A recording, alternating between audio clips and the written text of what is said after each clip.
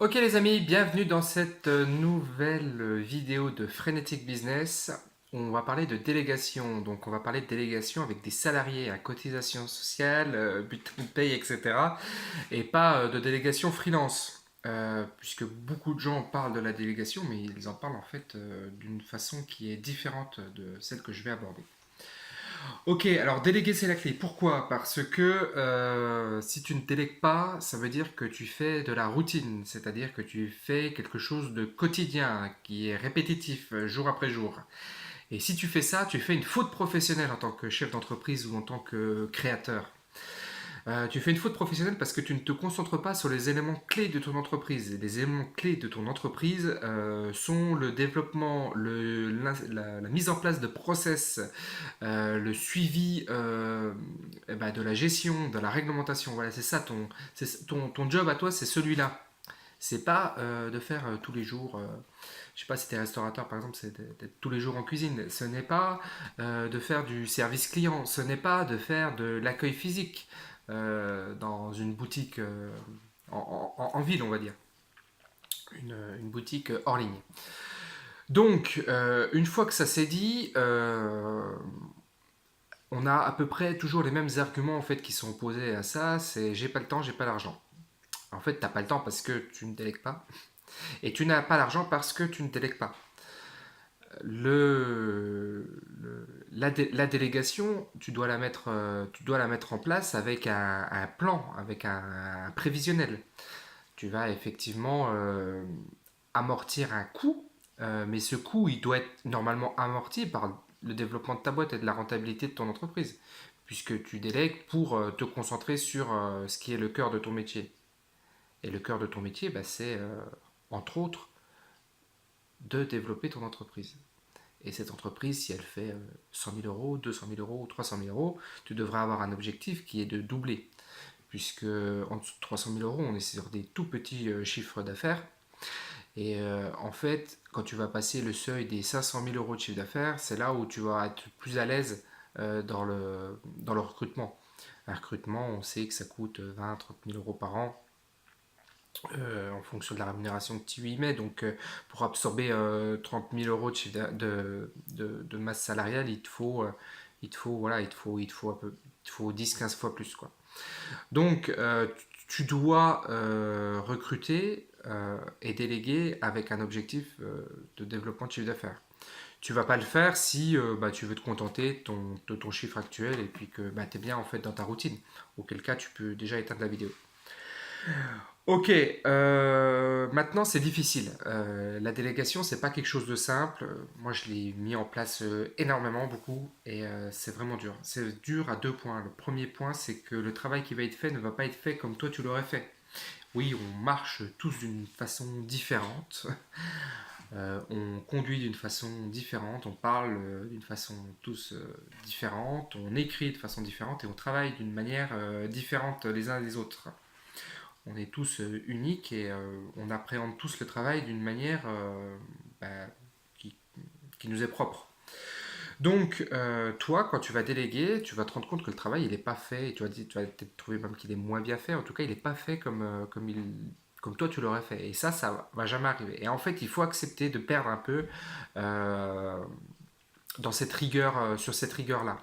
La rigueur du travail fait de telle et telle manière, bah, tu vas pas pouvoir l'appliquer de façon aussi drastique avec un salarié.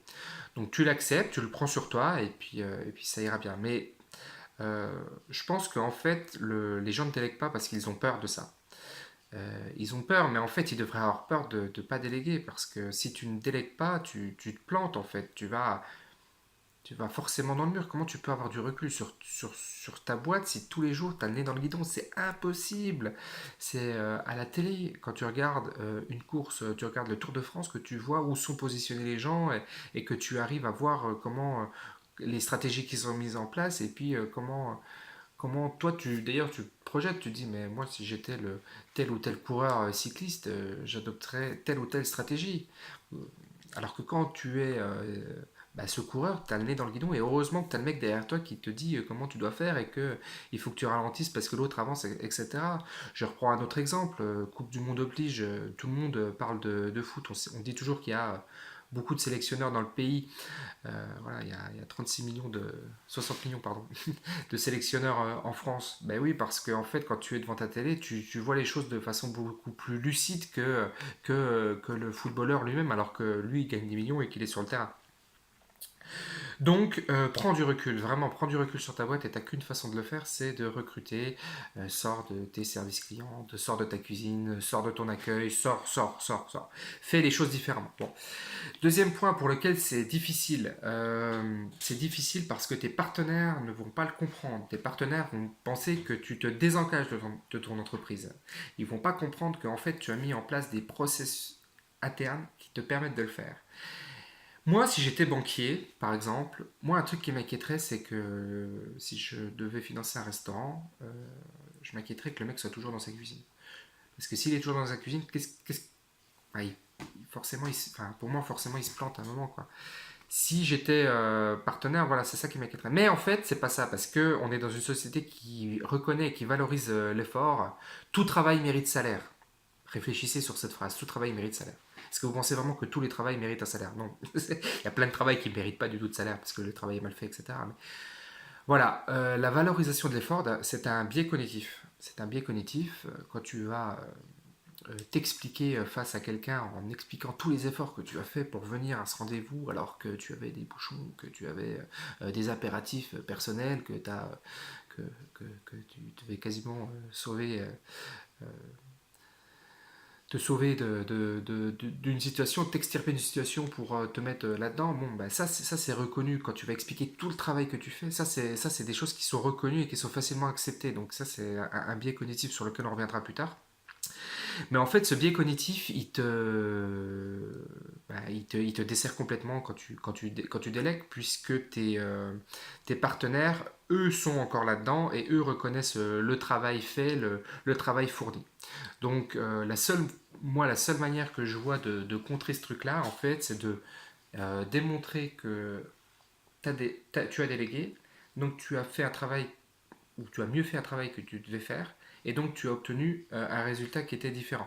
Et si tu arrives à montrer ça, ça peut passer. Voilà, mais c'est difficile. Donc, comprends que tes partenaires ne sont pas forcément au fait de la délégation, ou en tout cas, ils vont le percevoir comme un signal négatif, alors qu'ils devraient le considérer différemment, mais c'est comme ça. Les salariés aussi vont le percevoir aussi comme ça, parce qu'ils vont se dire, bah, attends, il se désengage, on fait le travail à sa place, etc. Bon, là, quand tu es face à cette situation, c'est que enfin, tu vas te retrouver face à cette situation, ça c'est sûr, mais quand tu es face à cette situation, tu dois essayer de remontrer le chemin, en fait, le projet de ton entreprise, où est-ce que tu veux aller, et si tu fais ça, normalement ça peut marcher. En fait, tes salariés vont avoir cette attitude-là s'ils ne comprennent pas pourquoi tu le fais. Donc il faut bien expliquer le pourquoi. Voilà pour cette vidéo, ben, j'espère qu'elle vous aura plu. Essayez de me dire un petit peu dans les commentaires ce que vous en pensez. Pourquoi vous ne déléguez pas? Je pense qu'on va revenir sur les deux éléments, mais dites-moi-le. Dites-moi aussi quelles difficultés vous avez dans la délégation. Peut-être que je pourrais vous y répondre par vidéo. Allez, à bientôt les amis.